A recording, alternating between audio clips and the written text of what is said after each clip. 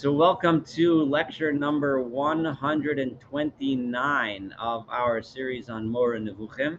And we are about to start chapter 46 in part 3. In this edition, the Shlomo Pinas edition, it is on page 581. So we are still studying Rambam's understanding of the reasons, the logical reasons for the mitzvot, for the commandments. And today he is about to, it's a long chapter, and he discusses the reasons for the mitzvot in his 11th chapter, his 11th category. So I do, the this is probably not the most fun or part of the Rambam, and I don't mean any, God forbid, any disrespect. It's just that a list of this mitzvah and a reason, that mitzvah and a reason, and so on. But I made a promise that we're not skipping anything. We're going to study everything, and of course, as we read it, I'm sure we'll find pearls of wisdom. And also, many of these reasons make more sense when you have a little bit of a different mindset. His Rambam, his science was not the same as ours, so sometimes that might affect the how effective and how realistic his reasons sometimes may not sound to us as good as it might have sounded to him. But regardless, he does give us guidance on finding the logic and reason behind the mitzvot, and his insistence that the Torah makes sense, that by keeping the Torah, it makes sense that one would become a better person, live the proper life that God wants us to live, and achieve the intellectual perfection that Rambam wants us to achieve. So chapter 46, again, page 581. The commandments comprised in the 11th class. This is a long chapter, and I really would like to get through the whole thing tonight. So I'll move through it fast, but hopefully try not to miss anything important. All right, so the 11th class are those enumerated in the remainder of the Book of Divine Worship. Remember, these books refer to the Rambam's books in the Mishnah Torah, where he divides up the halacha into different books, and one of them is the Sefer Avoda, the Book of Worship, and the other is the Book of Sacrifices. That's the Sefer of Karbonos. Those are two of the books of the Mishnah Torah. We have already set forth their utility in summary fashion. In other words, I already described to you several chapters back his explanation for the reasons why we have Karbanot, why we venerate the Beit HaMikdash, the temple, why we bring sacrifices, even though on the surface it doesn't seem necessarily to make sense. And if you remember, he explained that this was the type of worship that people were used to in those days, and so on. We discussed that at length in those lectures. But now we shall begin to give the reasons as we apprehended them for the single commandments. Now I'm going to go one by one through many of the basic mitzvot, the basic commandments of the that are relevant to these topics: avoda, worship, and sacrifices, and we'll go through them one by one. We shall accordingly say that the Torah, according to the interpretation of Onkelos, and remember, Rambam is fond of Onkelos. That's the Targum, the Aramaic translation that's found in most printings of the Chumash. We have the Targum written by Onkelos, and Rambam quotes him often, and he really likes his interpretations, especially because Onkelos very often negates the anthropomorphisms that are found in the Torah. When the Torah refers to God in a human-like way, Onkelos almost always translates it in such a way to remove the anthropomorphic references. So Rambam described how he really liked Onkelos. But so again, he's quoting from him. He states literally that the Egyptians used to worship the sign of Aries, and that they therefore forbade the slaughter of sheep and abominated shepherds. For it says, "Lo, if we shall sacrifice the abomination of the Egyptians," and it says, "For every shepherd is an abomination unto the Egyptians." So it was in those days, Egypt was, of course, figured greatly in our history, the early history of the people of Israel, of course, because that's where we kind of were formed as a nation, and the beginning was in Egypt.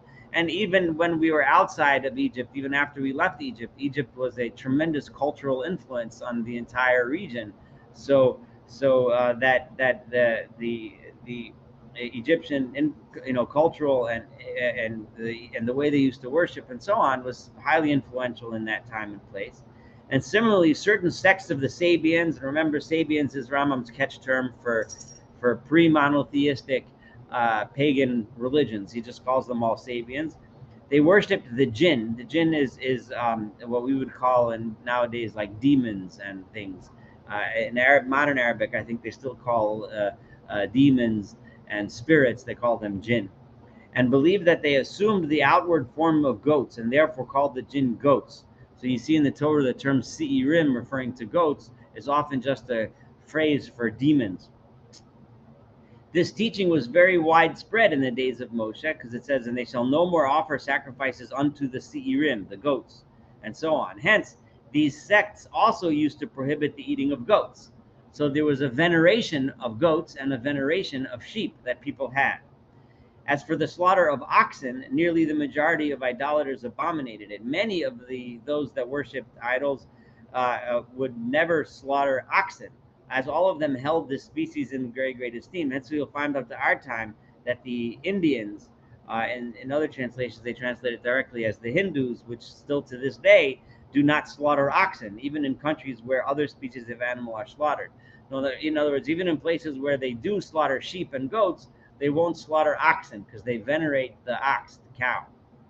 Thus, it was in order to efface the traces of these incorrect opinions that we have been ordered by the Torah to offer in sacrifices only these three species of quadrupeds.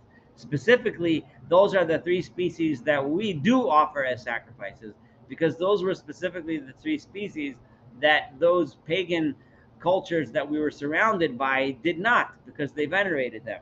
In this way, an action considered by them as an extreme act of disobedience was the one through which one came near to God and sought forgiveness for one's sins.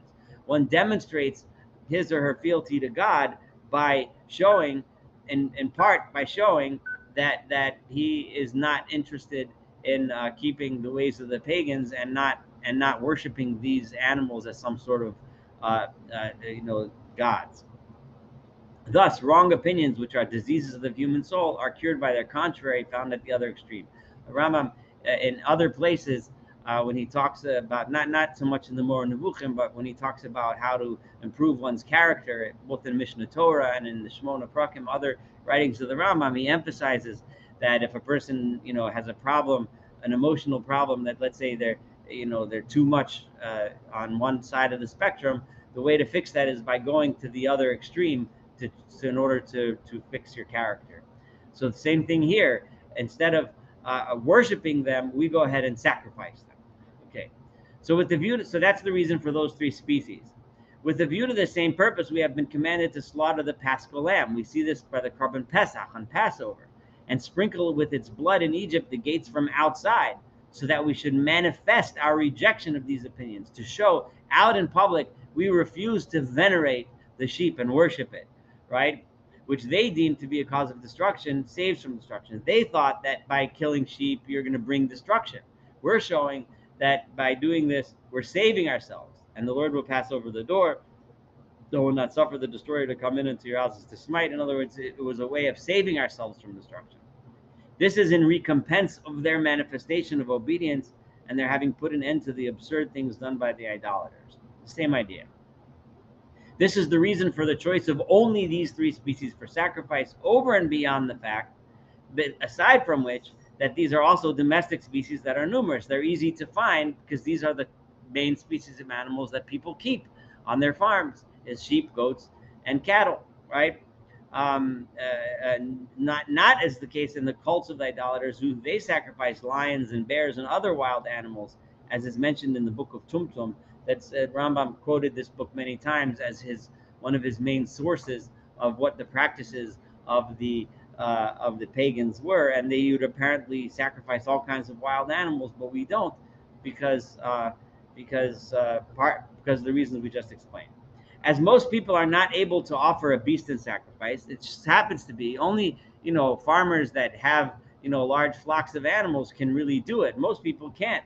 So it was commanded that birds too should be offered up in sacrifice, namely those among them that are most frequent in Syria, In the Rambam's day, the word Syria referred to the entire region, which today includes Syria, Lebanon, and Israel, and parts of Jordan. That was the region.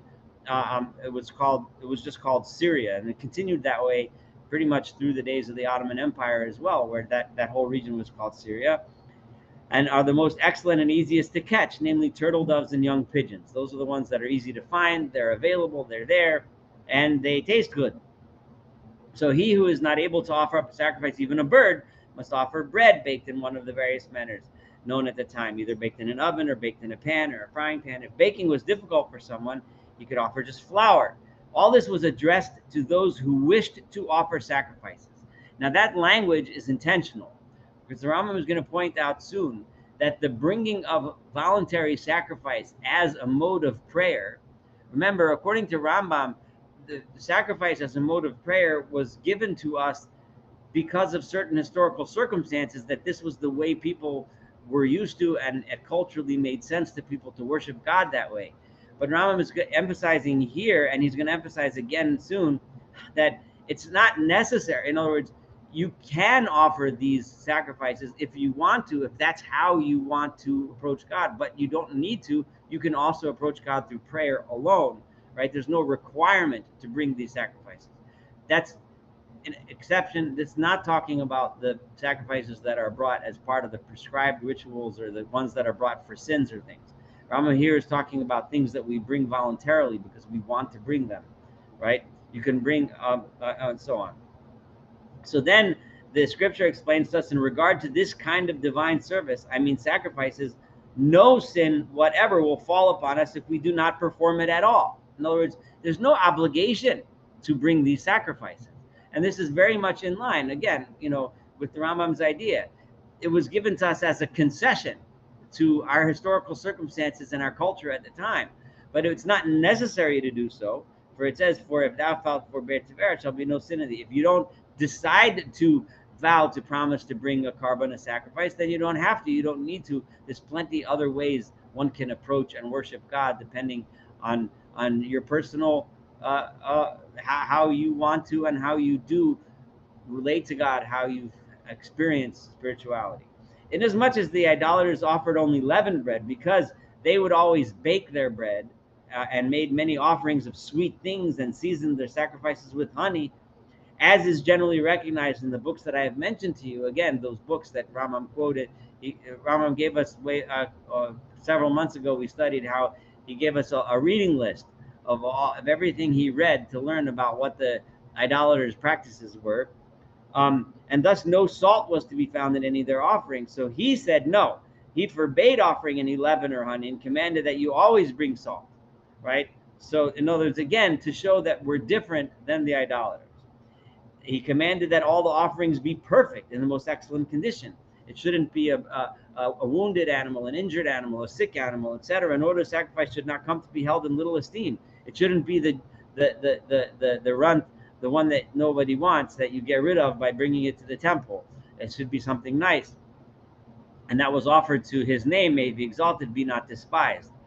As it says, offer it now unto thy governor, will he be pleased with thee, or will he accept thee, etc. So these are reasons for those commandments. For this reason, it is also forbidden to sacrifice an animal that is not yet 7 days old, for it is deficient among those of its kind, and is considered disgusting, for it resembles an abortion, right? It's like bringing a fetus that's not yet fully formed, so one should not bring a young animal. This is also the reason for the prohibition against offering the hire of a harlot or the price of a dog, right? Something that was used as a transaction for both are considered vile, for such transactions. This is also the reason for sacrificing the old of the turtle doves.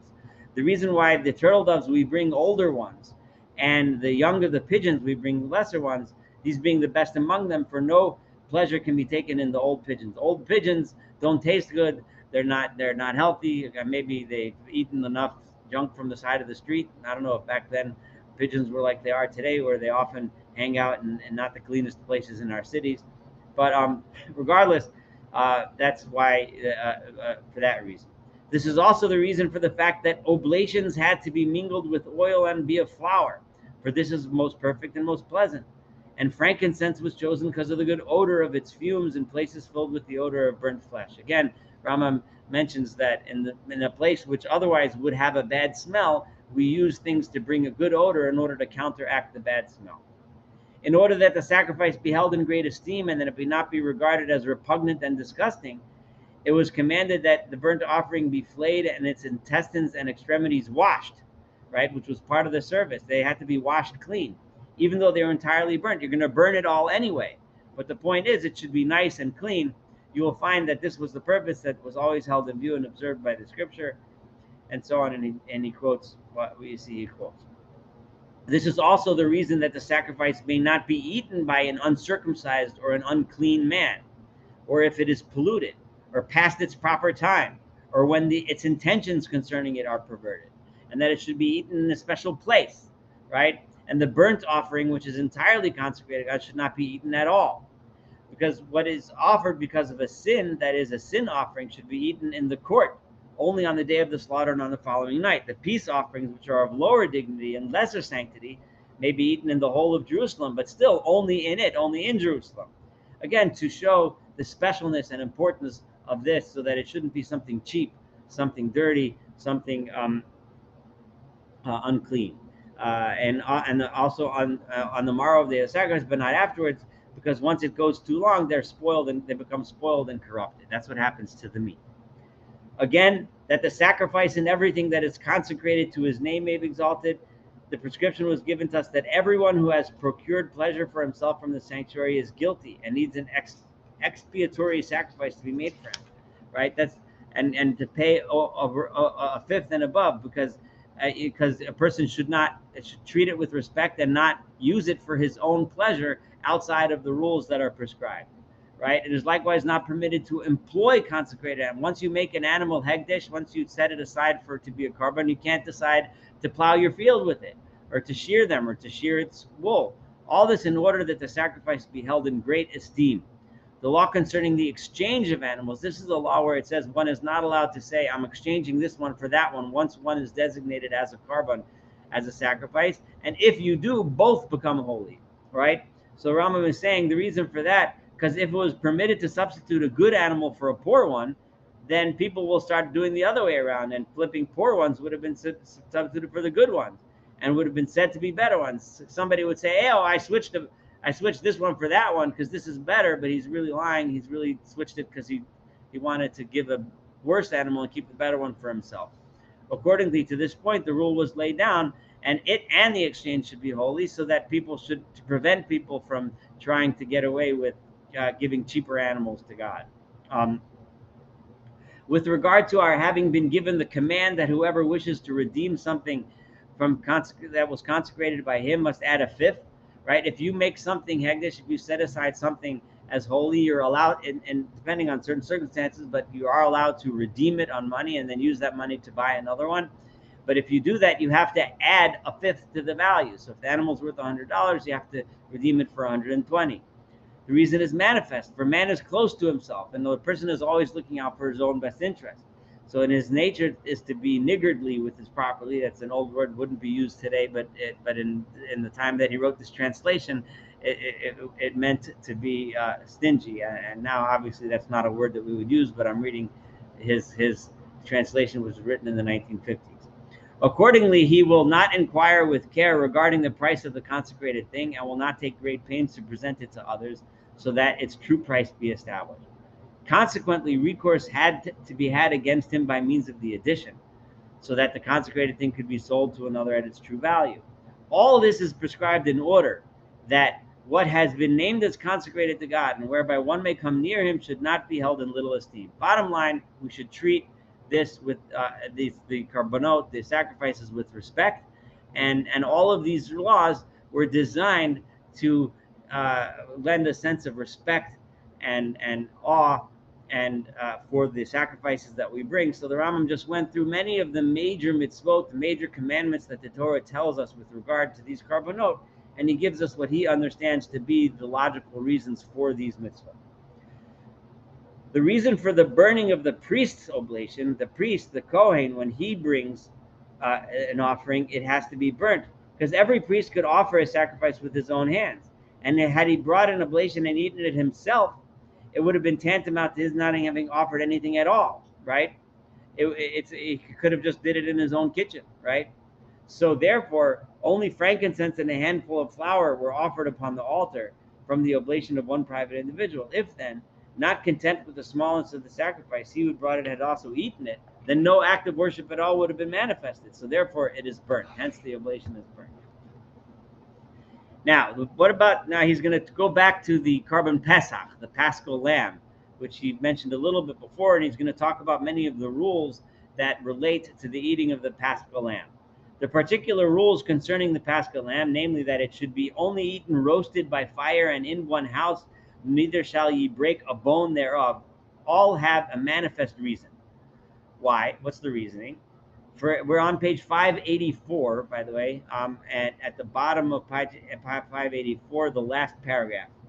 For just as unleavened bread is due to haste, roasting the lamb is also due to haste. Just like we bring matzah, right? We eat matzah on Pesach because it represents speedily making our bread without giving it time to rise. Roasting, it also is the same thing. You take the meat and you roast it on an open fire without preparing it and putting it in a pot and mixing it up with all kinds of whatever you're going to put in the stew, whatever it is, right? So it's quick, right? It's fast. It's the fastest, quickest way to just cook a piece of meat. For there was no time to cook various kinds of dishes and prepare various food. So therefore, the Torah tells us that we should cook it in that manner. Even delay in order to break its bones and extract what is in it is forbidden, because breaking bones takes time. It's hard, and you're trying to get the marrow out and get the flavor out. Whatever it is, it takes time. So again, the Torah tells us not to do it. For the gist of all this has already been mentioned, namely in Nestiktim, and ye shall eat it in haste, because we want to try to replicate the mood of the feast that we ate on that first Pesach night when we left Egypt. Now, haste does not admit of the delay required for baking the bones or for lending parts of them from one house to another or for waiting for the return of the messenger, right? It has to be something you prepare in your own home. It's there, right? And rather than going to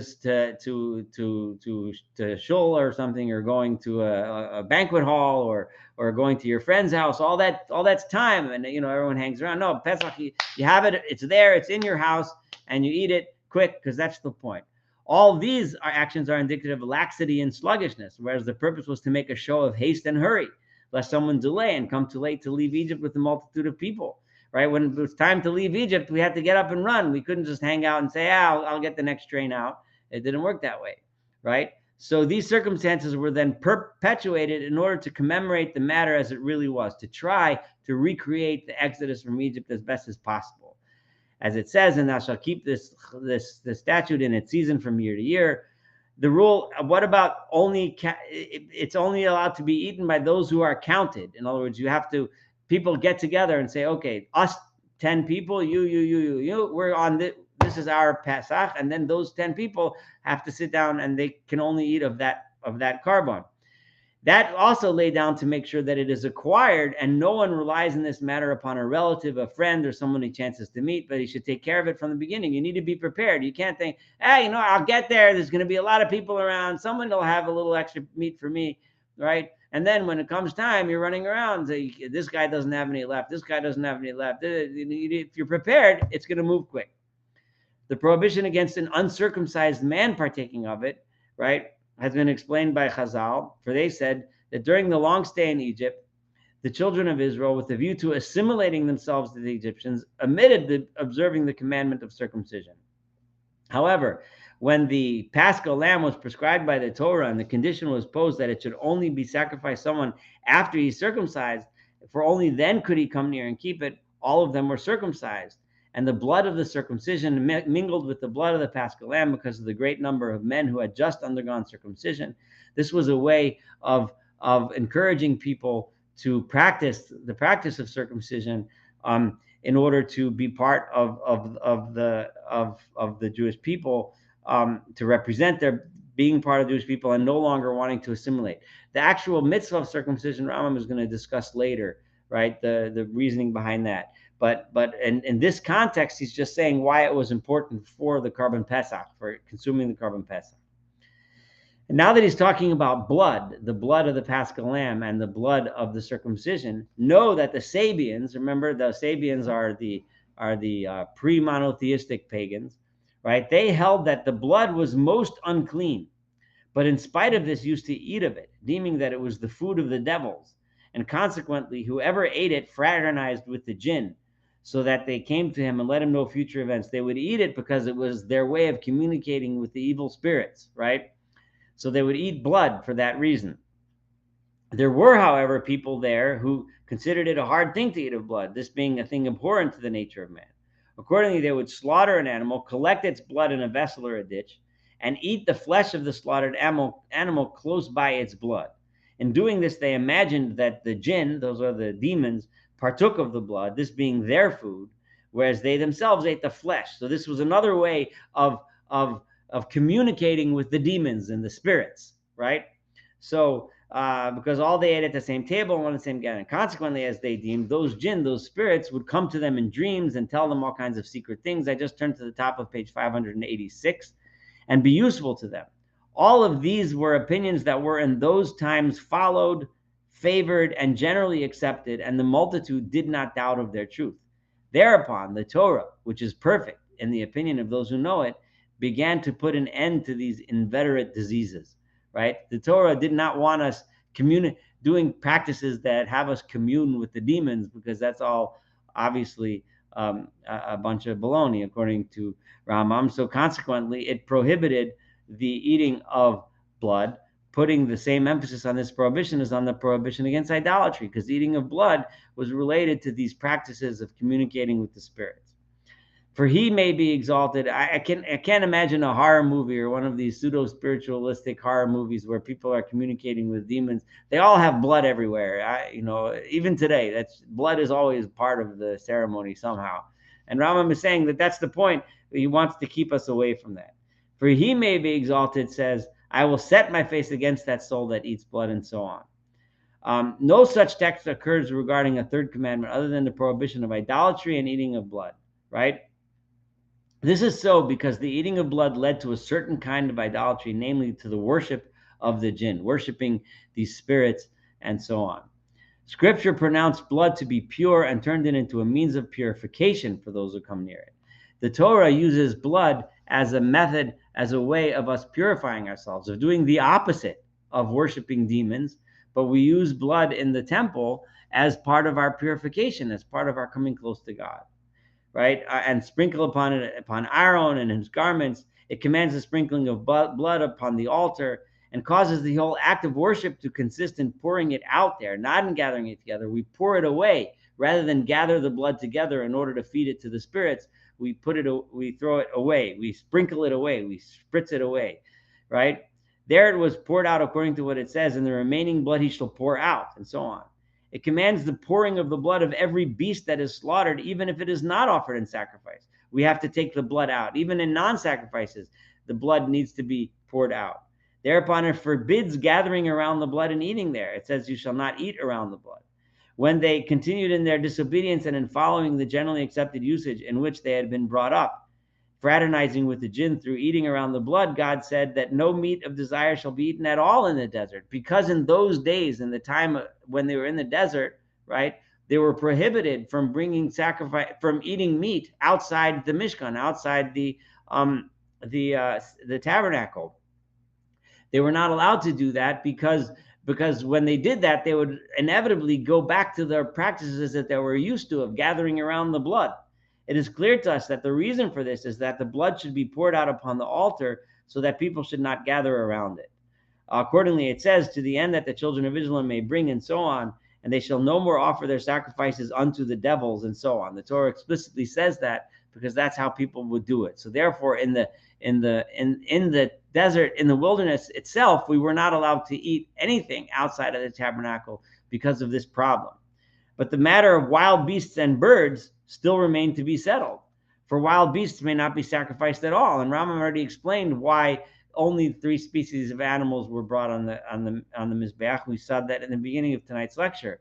So what about when you eat wild beasts and birds? So consequently, God, he may be exalted, commanded that when any of the wild beasts or birds whose flesh it is permitted to eat has been slaughtered, because those cannot be brought to the Mizbeach, to the tabernacle. So its blood should be covered with dust. That's why we have to cover that blood. That's kisli hadam. When an animal or a bird that's not a domesticated animal is slaughtered for consumption, the blood has to be covered, right?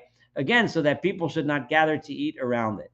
Thus, the aim was achieved and the purpose realized, namely to break the brotherhood between those truly possessed and their jinn, to break this bond that people were trying to create and relate to these demons.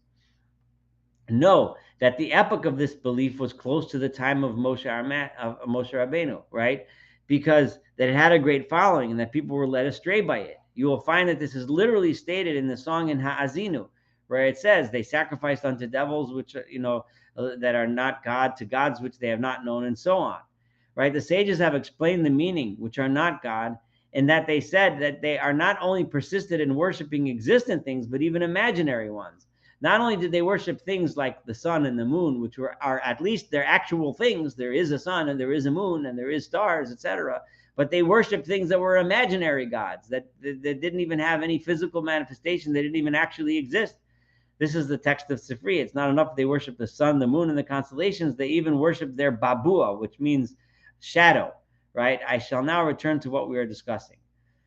So remember, he said that we were not allowed to eat meat outside the tabernacle in the desert, in the wilderness, because at the time, in the time of Moshe, this was a very deeply ingrained practice. So to root it out, the only way we were allowed to eat meat was in the tabernacle. Know that the meat of desire was only forbidden in the desert, though. For it is one of the generally accepted opinions that the jinn, these lived in deserts and held converse and appeared there. If you want to meet these demons, you have to go out to the wilderness, to the fields, to the woods, to the forests. That's where you meet these demons. In the populated areas, the demons don't hang out, right? So, but did not appear in cities and cultivated places. So that whenever a townsman wished to do something in the ways of this insanity, if a guy wanted to practice this craziness, right, he had to go from the city to the desert and to isolated places. Therefore, the meat of desire became permitted after the entry into the land of Canaan. As soon as we entered Israel and started building settlements and cities, there was no longer a prohibition of eating meat in general, right? Also because indubitably the strength of that malady had diminished. Over time, the desire to engage in these practices had faded a little bit into the past, right? And the number of followers of those opinions had become less. And also, it was very difficult and nearly impossible that all those who wish to eat the meat of a domestic animal should have to go to Jerusalem. Now that we're spread out and living in a country, and we're not all wandering together surrounding the tabernacle in the desert, it would be very cumbersome for people that want to eat an animal, that they should have to bring it to Jerusalem. For these reasons, the meat of desire was only forbidden in the desert. No, that the greater the sin that, okay, so he just explained a whole lot of stuff, right? I know I'm covering a lot of ground. If there's anything, I'll stop here for a minute in case someone wants to make an observation, question. If there isn't, I'll continue. Saul? Go ahead. I think I heard that the Egyptians also worshipped cats. Have you heard that? I know from that they definitely they have cats all over their drawings and stuff in the Egyptian art, and there's something about cats, but I don't yeah, I'm not sure about why we don't. My cat's sitting like on my lap right now. Yes. So, yeah. Yes, but, that's true. They did worship cats.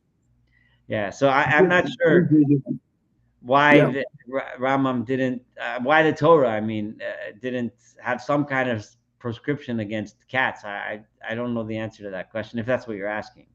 Or a commandment to sacrifice them. Right. Yes. I honestly, I don't. That's an interesting question, but I mean, according to the Rambam's theory, you'd think that the Torah would have said something to keep us away from the worship of cats. But well, yes. they worship so many things Uh-huh. that it would be impossible to accumulate everything. So they picked the major actors, I think, is what they did. Okay. Probably the biggest group of animals that were worshipped were the three that you mentioned. Yeah. So yeah. the others were minor actors, but and they weren't necessarily sacrificed either. Yeah. or prevented to be sacrificed. I don't know. The cats were, yeah, they tried to protect cats. I think they did that. Yeah. But yeah, there was so many of these other things that they worshiped that probably they Did just they put the worship like snakes and like all kinds of things? everything, all sorts of stuff. So probably hard to get all of that. So they probably picked the big three, I Like think. the big That's my ones. The ones yeah. that, like Rambam said before, the ones that are available, the ones that people have, that farmers have. Yeah. Although cats are pretty available, but okay. Know the greater sin that has been committed, right? This is the bottom of page 587, the bottom paragraph. The greater the sin that someone commits, the more defective was the species from which the sacrifice offered up for it was taken. Because there's different. Uh, Now the Rambam is zeroing in on sin offerings as opposed to before, where he was mostly focusing on voluntary offerings. So a she goat is offered for an act of idolatry committed inadvertently. If you do an act of idolatry, you bring a she goat, which is like a little bit less, right? For other sins of a private individual, require a ewe lamb or a she goat. For a female in all species is more defective than the male. That's in all species. That's just Rambam reflecting his attitude, which we've come across before. And there is no sin greater than idolatry, and no kind more defective than a she goat. Because of the king's distinguished rank, the sacrifice required for his inadvertent transgression is a he goat. As for the high priest, their inadvertent transgressions do not consist merely in actions, but also in legal decisions. Right? They make a legal decision that's wrong. Hence, the distinction that the sacrifice required of them were bullocks, right? Or cattle. In case of idolatry, they would bring he goats. So their sins were greater. They had to bring a more respectable kind of animal. Inasmuch as the sins for which a guilt offering was brought were less important than those for which a sin offering was required. A guilt offering is a carbon asham, right? Whereas a sin offering is a carbon chatas. Now, without, so there's certain sins that are usually of a slightly lesser magnitude where you bring an asham, and other sins you bring a chatas. So the sacrifices offered up in a guilt offering was a ram or a young male lamb. Thus, both the species and the sex have distinction, the sacrifice being a male sheep. Do you not see that the sex of the burnt offering, which is entirely consecrated to God, that's an ola, that's the highest level of carbon, which is completely consumed by the altar, it may only be male. For the same reason, the oblation of a sinner and the oblation of an unfaithful wife, which latter is also due to her being suspected of having committed a sin, are deprived of ornamental additions and of good odors. It was forbidden to offer oil and frankincense with them. This ornamental addition was taken away from them because those who brought these offerings were not good, nor were they fine in their actions. Accordingly, when they made a motion towards repentance, they were, as it were, told as follows: because of the disgraceful character of your actions, your sacrifice will be a most defective condition. It's hard for us to imagine these things because obviously we don't bring sacrifices, but you can imagine that if you're a person that does a despicable thing and they're told you're going to bring the lowliest of them all, it makes them, an impression that what they did was pretty lowly, right? As the action of the unfaithful wife is more disgraceful than one committed by an inadvertent transgressor, her sacrifice was the most effective, namely, it was barley flour. It wasn't even wheat flour that she brought. These particulars have thus been set forth in a consistent way, and they're wonderfully meaningful. So everything makes sense, the types of sacrifices that are prescribed for different types of sinners. The sages have already mentioned that the reason for the offering on the 8th day of consecration being a calf, a young bullock for a sin offering, right, was that it constituted an atonement for the action of the golden calf. And similarly, that the Day of Atonement sin offering was a young bullock for a sin offering constituted also an atonement for the action of the golden calf. In accordance with the notion that they have mentioned, it seems to me that the reason for the fact that all the sin offerings, both private and of the congregation, are he-goats. I refer to the he-goats of pilgrimage on the new moons. These are the sin of idolatry. Is that the reason, in my opinion, was their greatest act of disobedience consisted at the time of sacrificing to the seirim, to those goats that he was talking about before, right? So as the text states, and they shall no more offer their sacrifices to the seirim, the goats, after whom they have gone a whoring.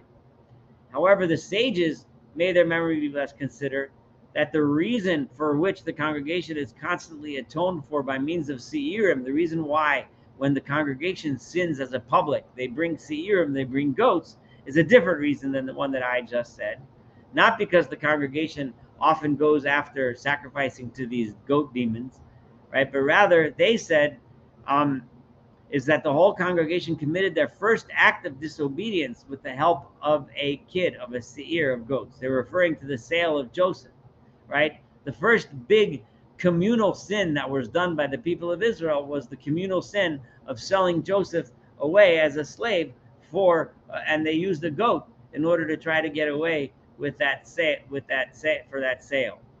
So do not regard this reason as feeble. That's no small matter. This is a big deal, Rambam says, right? In other words, even though the Rambam has many times, we've studied together, dismissed sayings of Chazal by saying that, yeah, it's a nice poem, but it's not the real deal. Here he's saying, no, this is the real thing, right?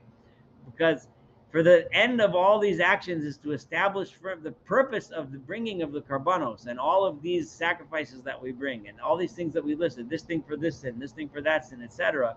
The purpose of all of this is to establish firmly in the soul of every disobedient individual the constant need for remembering and making mention of his sin, as it is said, and my sin is ever before me. So that you remember to do something concrete like this reminds you of what you had done wrong so that you don't do it again. And that he, his descendants, and the descendants of his descendants, and these sins have effects that last for generations.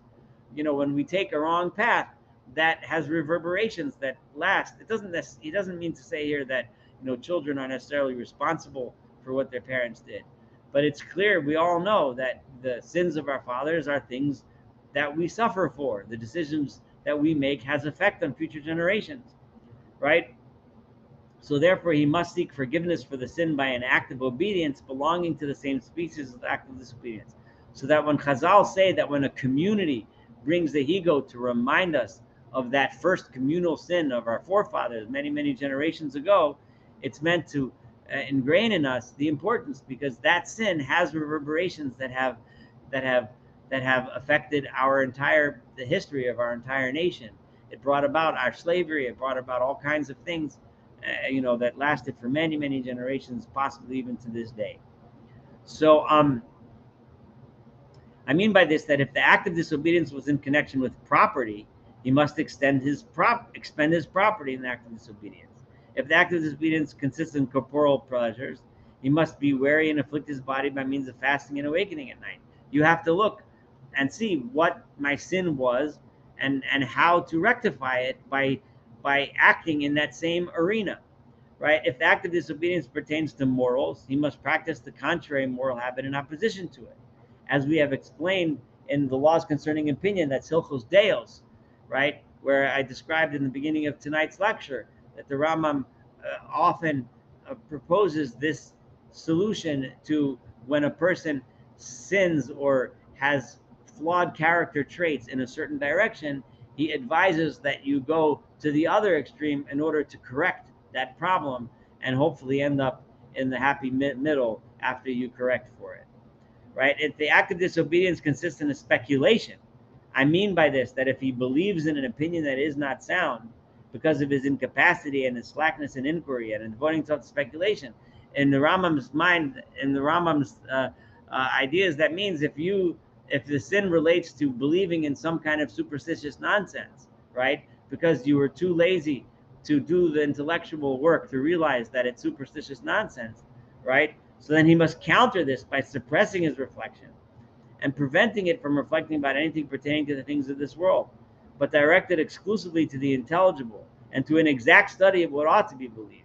You correct that by stopping to believe in nonsense. If you're reading too much fake news, the thing to do is to get rid of the fake news and stop reading conspiratorial nonsense, which is plenty of that online, and start reading and learning and studying things that are real, that are true, that are correct, so to correct yourself. And my heart hath been secretly enticed, but my hand toucheth my mouth. This is a simile for withdrawal and abstention with regard to something obscure. as we have explained in the beginning of this treatise. This was done, as you will see in the case of Aaron, right? When he went astray in the action of the golden calf, right? Remember the story of the golden calf. The people approached Aaron, and they said they wanted something to replace Moshe, and Aaron had them collect the gold and assisted them in the building of the golden calf, right? So that was a big sin on the part of Aaron. However you understand that sin, it's not the point now to go into it. But the bottom line is Aaron certainly did something wrong there, right? So it was prescribed that he and those of his descendants who would replace him should sacrifice a bullock and a calf. So when they do something wrong, what they had to do was bring a calf, because this would remind them of the sin of their ancestor, which is something that reverberated throughout the families of Kohanim, of priests, for generations. When the act of disobedience concerned a seir, a kid of goats, then the act of obedience also concerned a kid of goats, and also again to remind you of the sin that had been committed. When these notions are consolidated in the soul, when you remember this and you think about these ideas, this leads without any doubt necessarily to one's taking a grave view of the act of disobedience. The bottom line is to impress upon you how serious it was, that sin that had been committed, that disobedience, and to an avoidance of it so that you stay away from it in the future, so that the individual in question will not, by stumbling into it, be in need of a long and unpleasant quest for forgiveness, which sometimes may not be achieved.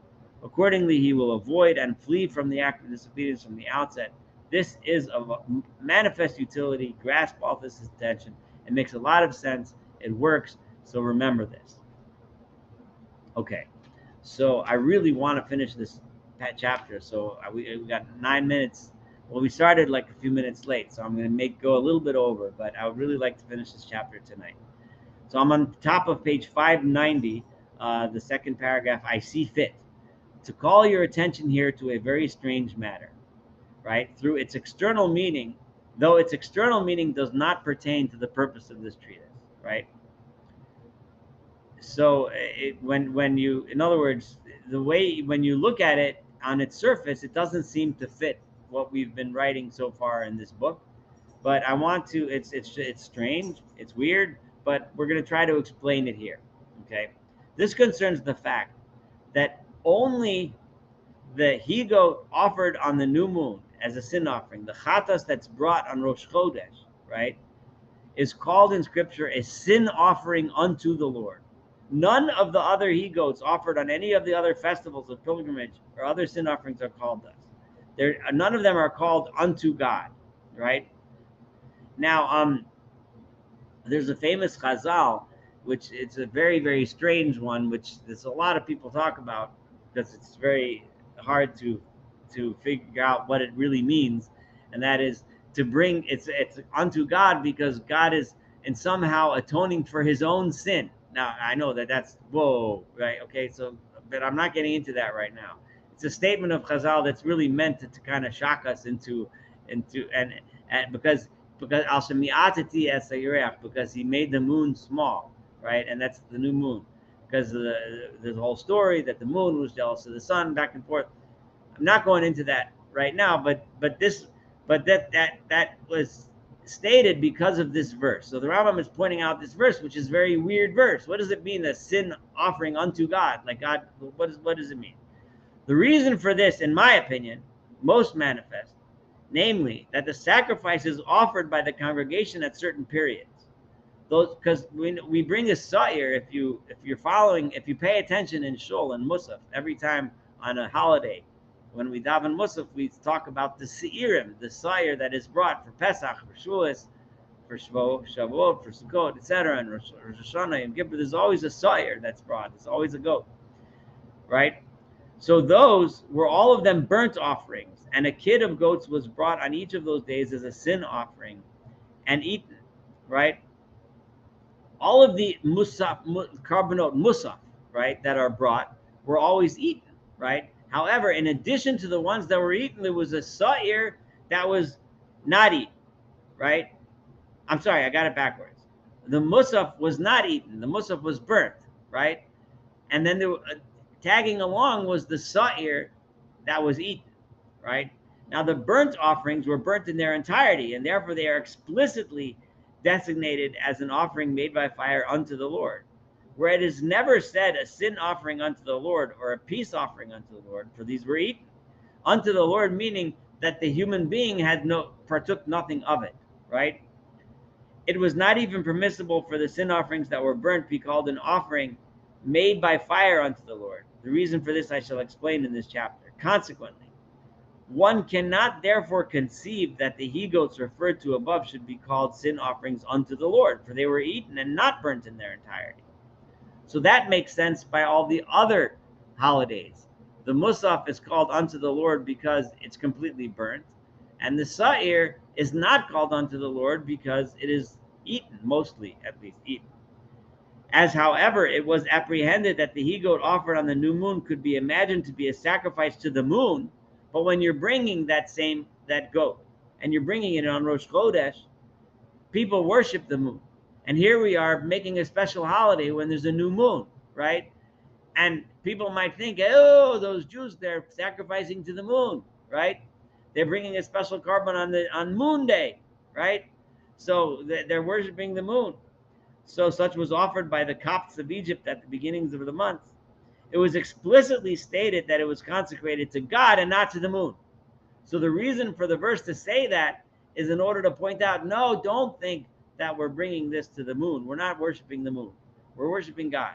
And we're bringing this to God, so don't think we're bringing it to the moon. This apprehension was not felt with regard to the he-goats on the other festivals and other occasions, because these days were not beginnings of the month. There was no natural sign to distinguish them. They were instituted by the Torah through an imposed convention. We picked the date of Pesach because it was the date of the Exodus from Egypt. It had nothing to do with some celestial body. There wasn't a comet that came by on the 14th day of Nisan. It was something that it's just that day was picked for other reasons, right? But the moon day, right, Rosh Chodesh, was picked because it's the first day of the month. So therefore, we had to specify that the special carbon we bring is for God and not for the moon. The beginnings of the lunar months, on the other hand, were not instituted through convention imposed by the Torah, but religious communities would sacrifice on those days to the moon, just like they sacrificed to the sun when it rose and when it entered certain degrees of the ecliptic, as is universally admitted in the books in question. All of those books tell you that when the sun reached certain positions, right, we know, like, I don't know, in Stonehenge, right? Isn't it when the sun lines up a certain way, they would have a special religious ceremony? This has been going on for millennia in human history. But we're not doing that, right? We're changing that practice. We're worshiping God. For this reason, an anomalous expression is used with regard to the he-goat referred to above. That's why on Rosh Chodesh it was said specifically unto the Lord, that so that the fancies bound up with those hearts suffering from inveterate disease to be put to an end. So we should stop thinking of this stupid nonsense, what Rambam calls an inveterate disease, that we're worshiping the celestial bodies, the moon, the sun, etc. Know this marvelous thing too. That's why the Torah pointed that out, and know that. So the Rambam is not using the famous Chazal's expression that I told you, or the infamous one, which raises many theological questions that are very thorny. The Rambam has a much simpler explanation as to why the Torah chooses to use that term here. Know that all the sin offerings that are believed to serve in seeking forgiveness for great sins, and for what now I'm at the top of page 591, such as the sin offering for ignorance and others of the same kind, are burnt in their entirety outside the camp and not upon the altar, right? And why is that? For only the burnt offering and similar things may be burnt upon the altar. Hence it is called the Mizbeach HaOlah. For the smell of the meat of the burnt offering is a sweet odor, right? Barbecues smell good, right? After all the junk is washed out, like he said we're supposed to do. So then once it's burning on the altar, it smells good, right? So, and similarly, all memorials are a sweet odor. And indubitably this is so, for these sacrifices were performed with a view to putting an end to idolatrous opinions, as we have explained. As for the burning of these sin offerings, its purpose was to signify that the trace of the sin in question is wiped out and disappeared, just as the body that had been burnt had disappeared. And no trace remained of that action, just as no trace remained of the sin offering, which was destroyed by having been burnt. Consequently, its burning could not offer a sweet odor unto the Lord. But contrary, we're getting rid of something bad. So a sin offering has to be burnt outside, right? Because we're getting rid of it. I mean that there was detestable and abhorrent smoke. It was therefore burnt in its entirety outside the camp. When you burn the whole animal, then you have a lot of bad smelling stuff too. Do you not see what was said of the oblation of an unfaithful wife, an oblation of memorial bringing iniquity to remembrance? By no means is it described as a pleasing thing. We never say by such sin offerings that it's a pleasing thing unto God. The whole point is that it's a gross thing, and we're getting rid of our sin, and we're showing that by burning it and getting rid of every shred of sin, and that's what's represented by that offering. Inasmuch as the he-goat that was sent forth, what about the he-goat that's sent forth? The Soyer HaMishtaleach on Yom Kippurim. That's the he-goat that gets sent off a cliff, right? It served wholly to atone for great sins, so that there was no sin offering of the congregation that served as atonement in as great a measure as that goat, which, as it were, the bearer of all sins. That goat is representative of all the sins, right? So you really get rid of it way out there, right? It was not to receive at all such treatment as being slaughtered or burnt to sacrifice. And none of these things that are associated with the holy worship in the temple. It doesn't get slaughtered, burned, sacrificed, none of that stuff, right? It had to be removed to as great a distance as possible and sent forth unto a land that is cut off, one that is separated from habitation. Nobody lives there. It goes all the way out there because it represents that sin. No one has any doubt that sins are not bodies that may be transported from the back of one individual to that another. I don't think for a minute that your sins are actually on that goat. You don't take your sins and put them. I can't give my sins to you. You can't give my sins. The Rambam is very clearly hinting towards another religion that professes that, right? And this he means to get us away from that idea. I can't give my sins to you. You can't. No one person can carry the sins of someone else. So for sure not does this goat carry anyone's sins, but it represents that idea so that we should, in our hearts and in our minds, remember that we have to get rid of our sins. By doing this action, it represents that idea. But all these actions are parables serving to bring forth a form in the soul. Bring forth, in other words, that's the Rambam's way of saying an idea in our heart, right? So that a passion towards repentance should result. We should think our sins are so disgusting and so bad that we got to throw them away and get rid of them so far away that we don't see them, we don't know them, we're never there. We have freed ourselves from our previous actions, cast them behind our backs, and remove them to an extreme distance. But don't think for a second, Rambam reminds us, that the goat is actually walking around with our sins on it, right? Don't be ridiculous. As for the offering of wine, we're almost finished this chapter here. I am up to now perplexed with regard to it. How could he have commanded to offer it, since the idolaters offered it? Until now, I've been saying that all the things that the idolaters worshipped and didn't offer, we're offering, right? And even when we brought the bread, right? He said they brought it leavened, we bring it not leavened, right?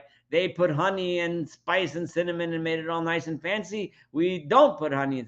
They didn't put salt. We do put so. But now wine they brought, and now we're bringing wine too. So what's the deal? It doesn't fit with my whole thing. He's asking a question on himself. How could he have commanded to offer it since the idolaters do? No reason for this has occurred to me. I couldn't figure it out on my own. Someone else gave the following reason. I heard from somebody else the following. For the desire which is located in the liver, right? The most excellent thing is meat, right? For the animal faculty, these are things that are things that obviously we don't believe today in modern medicine, but in those days they felt that desire resides in the liver. Okay, it's just that was the science of the day, right? The animal faculty, which is located in the heart, right? They didn't think of the heart as a pump. They thought of the animal faculty, in other words, our animal instincts and those kinds of things reside in the heart. The most excellent thing is wine. Similarly, the faculty located in the brain, that is the psychic faculty, our ability to imagine things and logic, which is located in the brain, that takes pleasure in songs accompanied by instruments. Therefore, every faculty offers to God the thing most cherished by it. Accordingly, offerings consist in meat, wine, and sound. I mean song. That's why we sing in the Beit HaMikdash, in the temple. That's why we bring meat. That's why we bring wine, because it affects these three important things of how we relate to God. So that's, Rambam is quoting somebody else. He seems to be saying it kind of as an aside. It's a nice idea. Take with it what you like. If you don't like it, that's fine too. It's all good. Okay, so the reason for the utility of the pilgrimage. What about going to the Beit HaMikdash, the temple? And this is, we're almost done of this chapter. For such a gathering results in the renewal of the Torah being a consequence of people being affected by it and the fraternity that comes about among them because of it. This applies especially to the commandment to assemble the Hakel, which was done every 7 years, everyone gathered so that you may hear, and so on. The money for the second tithe, we bring the Maaser Sheni to Jerusalem to spend the money there, as we have explained, and the fourth year fruit of planting and the tithe of the cattle. There were accordingly the meat of the tithe and the wine of the fourth year, and so on. Consequently, there was a lot of food, for it was not lawful to sell a part of this as set aside for one period to the next. You had to bring that food. You couldn't wait till next time you go. You have to bring it that year. So, and this is manifest, it makes a lot of sense. Gathering everyone together at the temple in an atmosphere where there's a lot of wine, there's a lot of food, there's a lot of meat, there's plenty of celebrations for us to bring about fraternity and brotherhood and friendship and closeness to God, etc. But as he may be exalted, has said, year in, year, and so on. Hence, of necessity, it had to be used in giving alms. Now, giving alms in the course of festival is insisted upon. When we bring it, we do this Maaser Ani, right? We give the tithes to the poor, right? Because that's all part of bringing everyone together. It says, and you should rejoice, you and your son, your daughter, and so on. We have now dealt, so that part of this law, of the laws of sacrifice and the laws of bringing sacrifices to the temple and offerings to the temple, that part Rambam doesn't have to explain that much, because it's pretty obvious what the purpose of gathering everyone together at the temple to do all of this and bringing all of this food and money and charity and so on. We have now dealt with the single commandments belonging to this class and with many of their particulars. So I went through one by one what the point is for each and every one of these main rules that the Torah says with regards to the bringing of the sacrifices. I know it was long, but we did manage to finish chapter 46. We have a few more categories to go before the final finale of the book, which is rapidly approaching us. I'm glad everyone stuck with me today. There's a lot of really nice ideas, some ideas that might speak to you, some ideas that might not, but but it's certainly a lot of food for thought in today's learning. We're way over time, but you can still ask me questions or make comments or observations if you want to. So go ahead.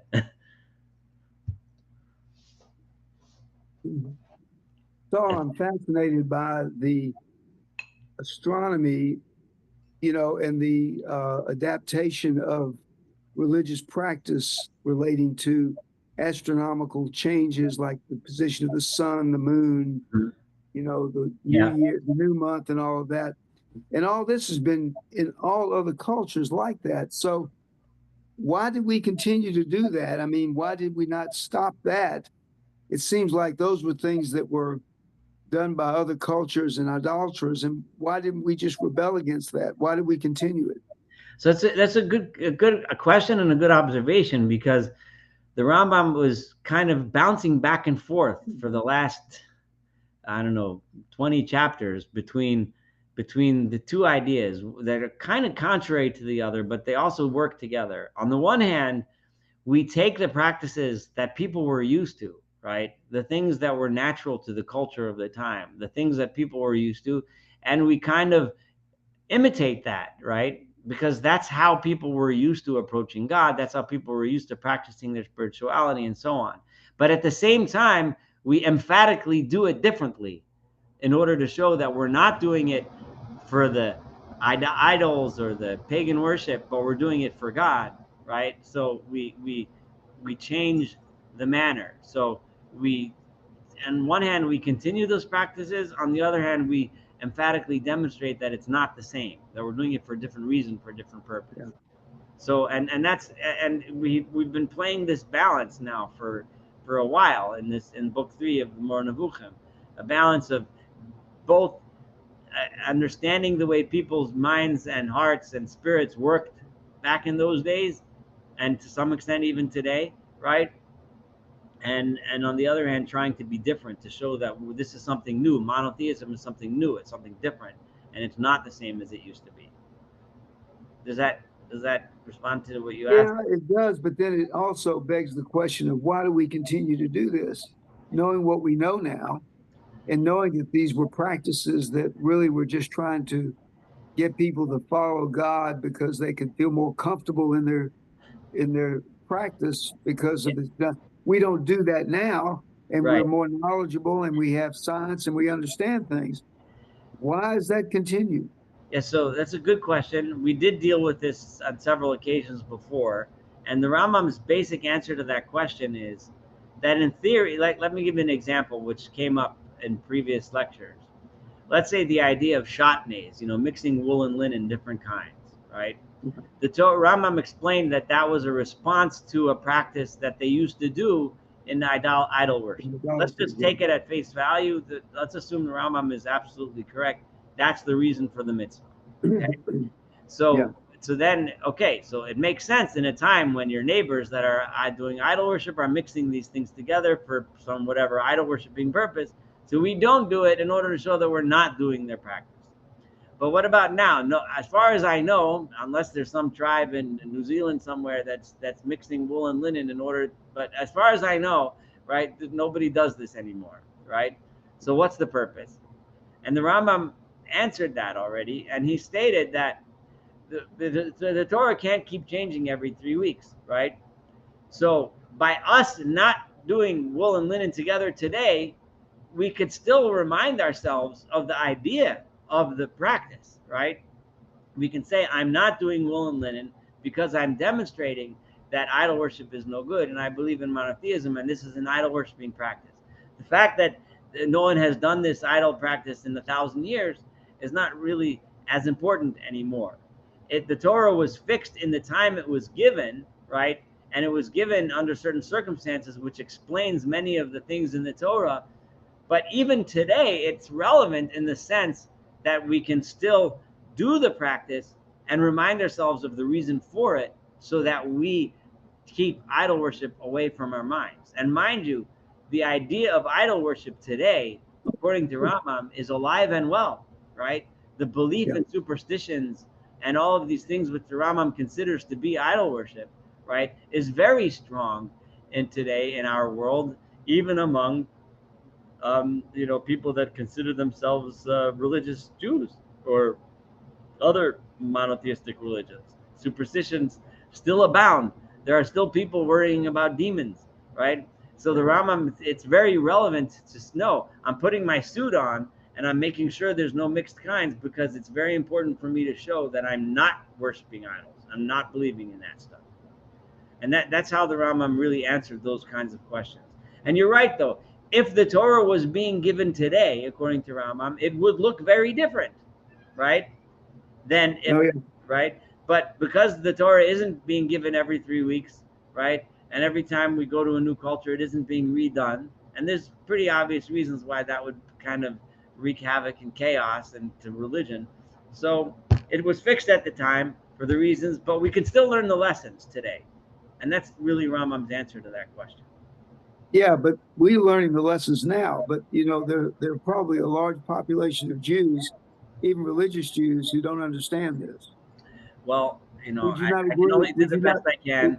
Would you not And agree? I mean, should we not be spreading the news, so to speak? I well, mean, yeah, sure, please spread the news. I'm trying. I'm giving the class. I'm doing the well, best I'm I saying, can. for instance, Look at yeah, the people who want to do sacrifices again, want to build the third temple and do animal sacrifices. yeah, yeah. That's true. We can. I mean, we can only teach and learn and do the best we can, and we're So what trying. I'm saying is, we should bring these things up as they occur, and it might not be worth. It might be worth reminding people as these events occur through the Jewish calendar to remind people of these things. Well, let me know how it goes. I Yeah, am trying, but sometimes, but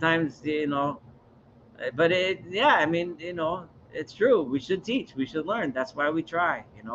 We do the best yeah. we can. We can only. Okay, I think I've said my 2 cents worth, but All right. Any other comments? I very, know we're very way good, very over. good, Saul. That was very good. That wasn't mundane and boring at all. That was very good. I appreciate it. I'm glad that it came out that way because I was Yeah. worried. But The Rambam always surprises me, and when I think it's going to be boring, it never is. I think that was a very good session, honestly. Well, appreciate it, and thanks everyone for participating. And next week we'll be here again for the next category of reasons. And thank you very much for participating. Have a wonderful evening. You too. Thank you, Have a nice Saul. night. Thank you. Yes, bye bye.